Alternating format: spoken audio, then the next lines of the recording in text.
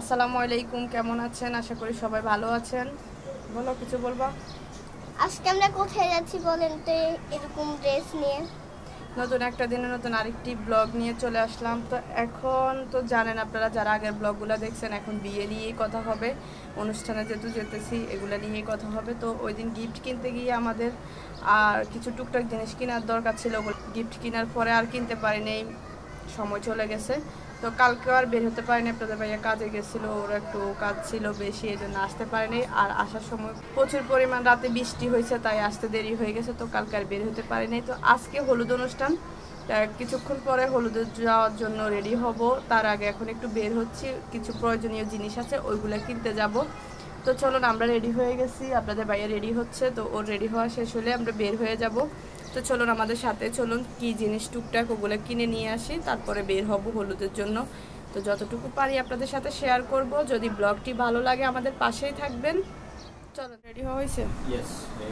আসলে এখন আমরা ওর নরমালি যাচ্ছি। আমরা একটু আসলে একটা কাজ আছে আমাদের নিচে, সেটা আসতেছি, এসে তারপর ফাইনালি রেডি হব। রেডি হয়ে তারপরে তাও ফাইনালি হব না, ওখানে যাই হলুদের প্রোগ্রামের জন্য রেডি হব আর কি। রেডি হয়ে থাক, আমি বাসা থেকে রেডি হয়ে যাব।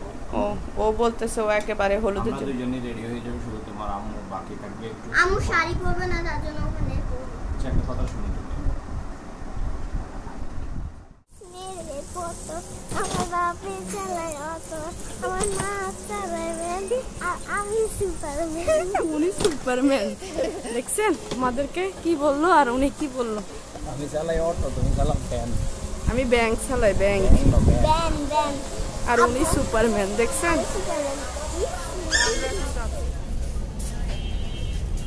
আপনার এই সাইজে লাগে, এই সাইজে লাগে কোনটা? আদিবার জন্য কিছু টুকটাক জিনিস নেওয়া লাগছে, তাই বৃষ্টি হয়ে পানির কি অবস্থা। কি করছো তুমি এখন? কি করছো? কি জন্য বের হয়েছ? হ্যাঁ হ্যাঁ,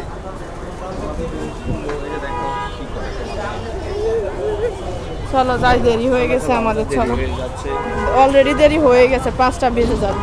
আমরা যাইতে যাইতে কিন্তু হলুদের সাজরে। তো আমরা কেনাকাটা শেষ করে এখন বাসায় আসছি। এখন সবকিছু রেডি করে নিছি। ওই যে ছোট একটা ব্যাগ নিছি, ওই ব্যাগে ভরে নিব। এটা হলুদে পরার জন্য, এগুলো আদিবার পাপার, এটা আদিবার রাতে থাকার জন্য ড্রেস, আর এগুলা বিয়েতে পরার জন্য। তো ঠিক আছে, আমি এখন ব্যাগটা গুছিয়ে নিই। ধরো ব্রাশগুলো, এই যে, হ্যাঁ হ্যাঁ আসো। আর এই যে এটা হচ্ছে আদিবার হলুদ ড্রেস। আদিবা একেবারে এখন রেডি হয়ে যাবে। এই রেডি হবে, বৃষ্টি আসতেছে যে, এভাবে যদি ভিজে যায়, ভিজে গেলে তো পরে সর্বনাশ হয়ে যাবে। আর আমি এখন এই ড্রেসটা পরে যাব, পরে ওখানে যাই শাড়ি পরবো, এখন আর পরে যাব না। তা আমি গুছিয়ে দিছি, এখন ও ঢুকছে। তো আমি এখন আসলে আমাদের ব্যাগটা এখন গুছিয়ে দিচ্ছি, কারণ যেগুলো আমরা বিয়ের দিন করবো সেগুলো আগে রেখে দিচ্ছি নিচে। তো ঠিক আছে, ও ব্যাগটা রেডি করে নেক।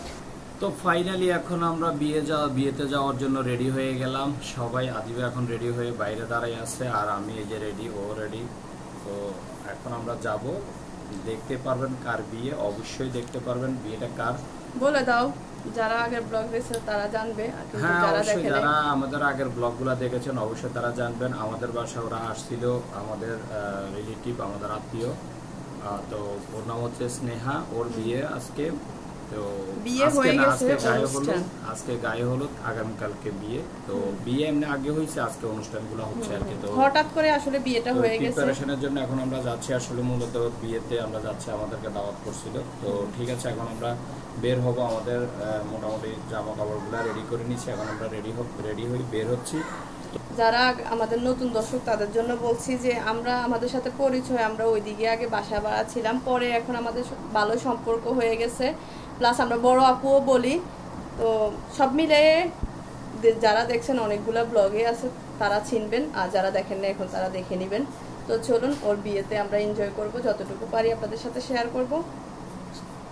তো ঠিক আছে, তো এই যে গিফট আর এই একটা ব্যাগ রেডি হয়ে গেছে।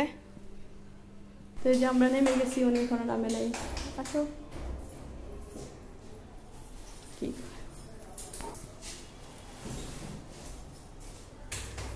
আদিবা সে বের হয়ে কতক্ষণ থেকে অনেকক্ষণ থেকে দাঁড়িয়ে আছে, কোনো গাড়িও যাচ্ছে না, জ্যাম আর জ্যাম রাস্তা, তাই না?